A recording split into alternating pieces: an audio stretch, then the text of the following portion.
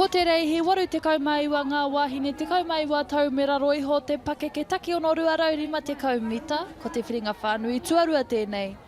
Lane 1 ngā tai a te a Wharekura, Tauhara College, Lane 2, te kura kaupapa Māori o te rito i te aratua toru, St. Joseph's Māori Girls College i te aratua whā, Tamatea High School, Auckland Girls Grammar School, John Paul College, Sacred Heart Girls College, Rotorua Lakes High School, Tauponu Iatia College me te kura kaupapa Māori, o Kawakawa mai tawhiti te aratua ngahuru mātahi.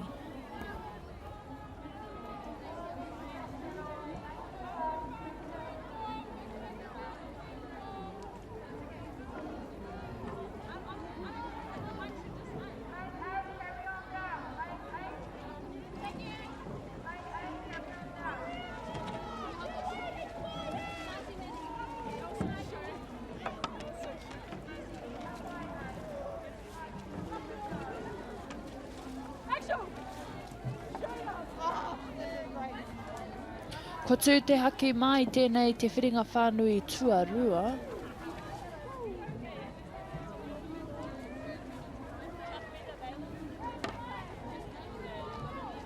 Me te haki whero.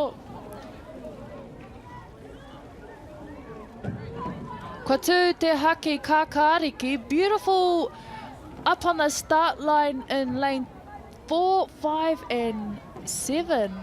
Ki taku mōhio, engari, kei te kite i te aratua tahi, ngā tai a te a Wharekura me te aratua whā St. Joseph's Māori Girls College. Rātau e hūkere ana, rātau e horo ana,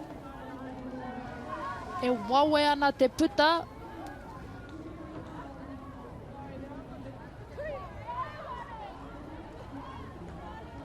Puku mahi ana ngā kaiurungi. Ahakoa ko te mahi matua he urungi. Ka tonu rātau ki te hoe. Ooh, 4 and 6.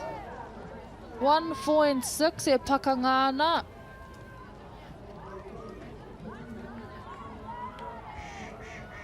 Kei te tino kite i te māwehe i tēnei wā aratua tahi.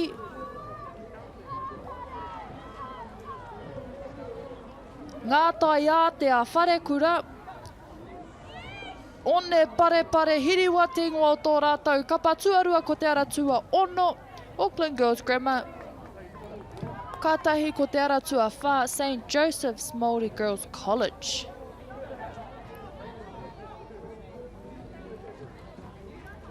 Ka nui te mihi ai ka tika. Nā te mahi tahi, nā te waihoe. Ai puta te ihu o ngā tai ātea. One pare hiriwa. Anei te tōwaitanga e te whānau.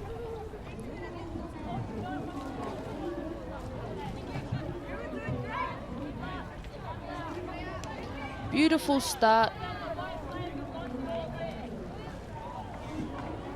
Tino kite i te huka o te wai ki muri a rātau.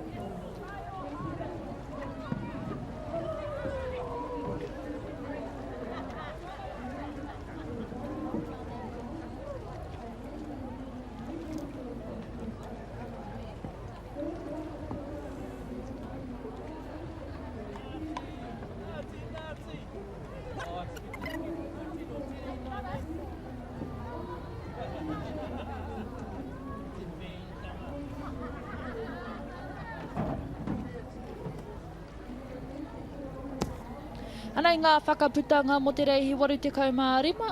Ngā tai ātea one pare hiriwa, Auckland Girls Grammar, St. Joseph's Māori Girls College, kōkako, tuatoru.